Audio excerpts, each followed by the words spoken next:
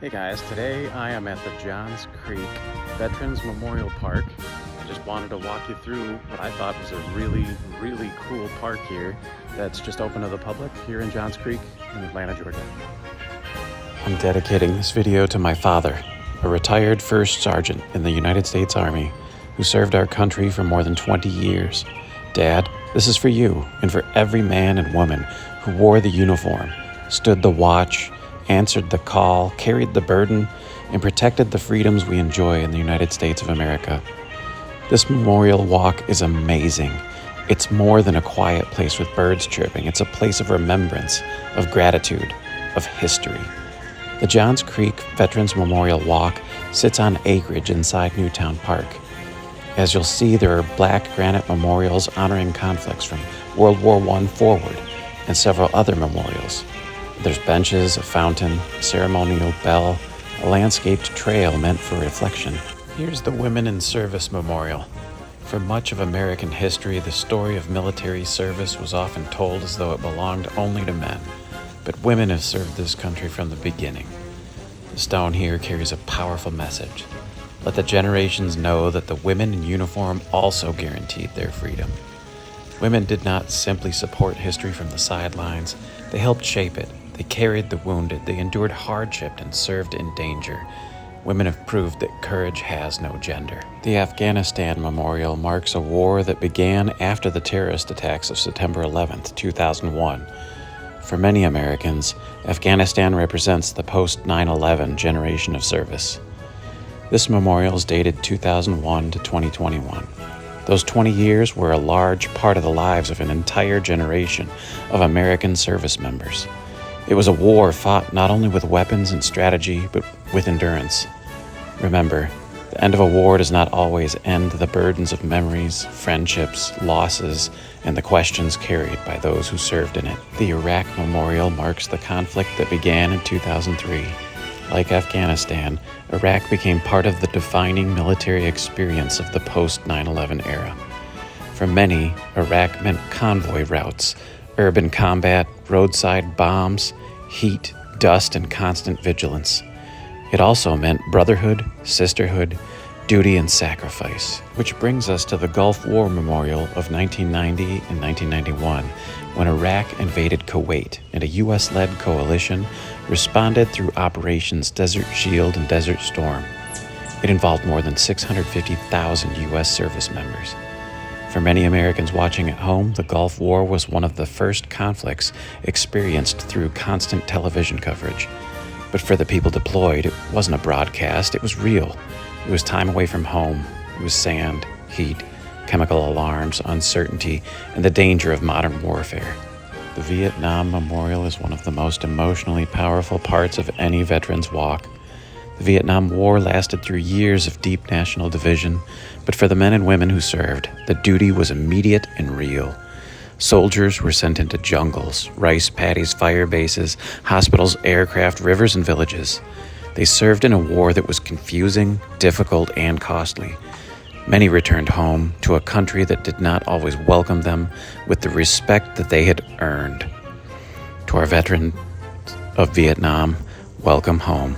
Thank you for your service, and may we never again fail to separate the warrior from the war. The Korean War, fought from 1950 to 1953, is often called the Forgotten War. North Korea invaded South Korea, so American troops and United Nations forces fought in brutal conditions, from summer heat to freezing winter.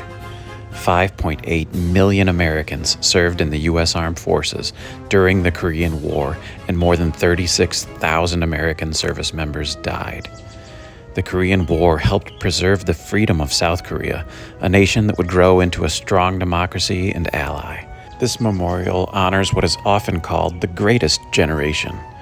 World War II was fought from 1941 to 1945 for the United States after the attack on Pearl Harbor brought America fully into the global war.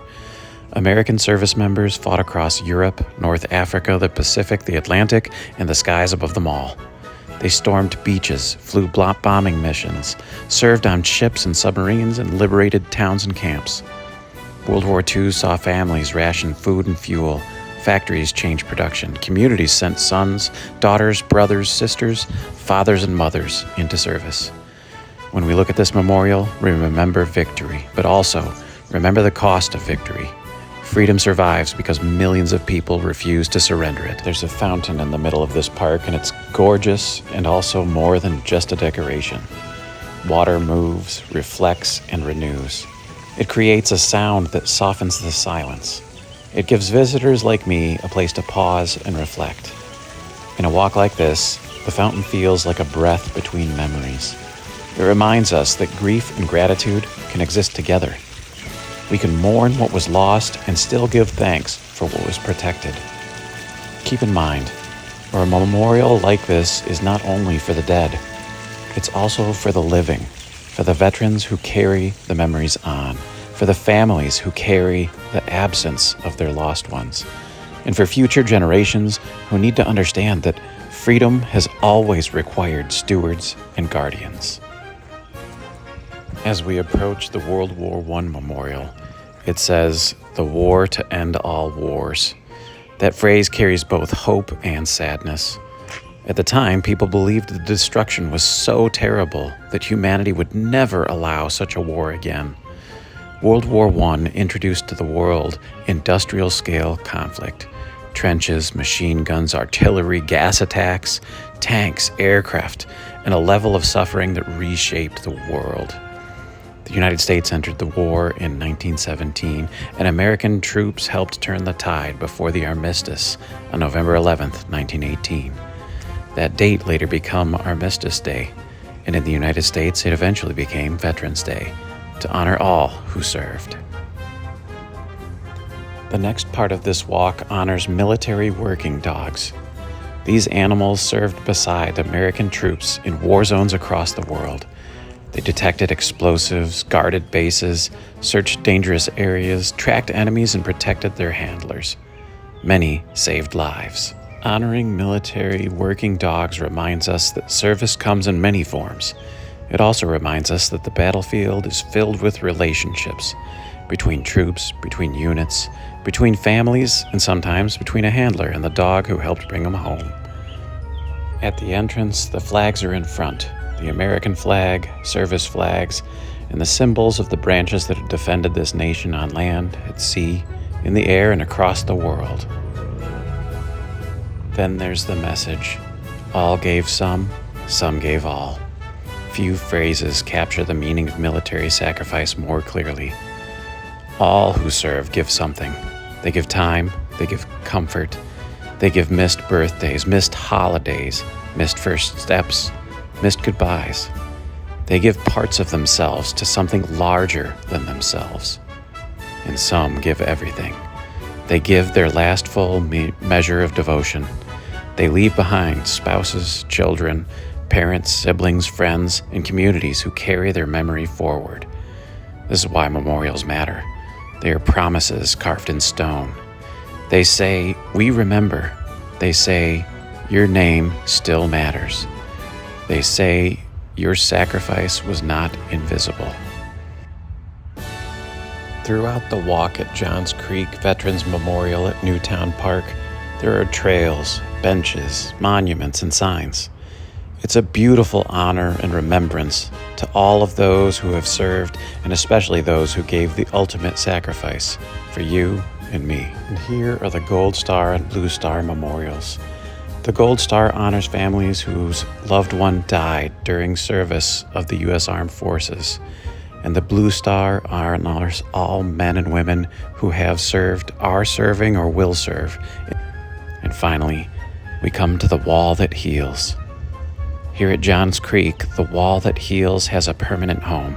It's a 250-foot replica of the Vietnam Veterans Memorial in Washington, D.C., honoring more than 3 million Americans who served in the U.S. Armed Forces in Vietnam, and bearing the names of more than 58,000 men and women who made the ultimate sacrifice. The power of a wall of names is that it refuses to let sacrifice become anonymous. Every name was a person. Every person had a story. Every story touched a family, a community, and a nation. As I walked through this memorial today, I'm reminded that freedom is not self-sustaining.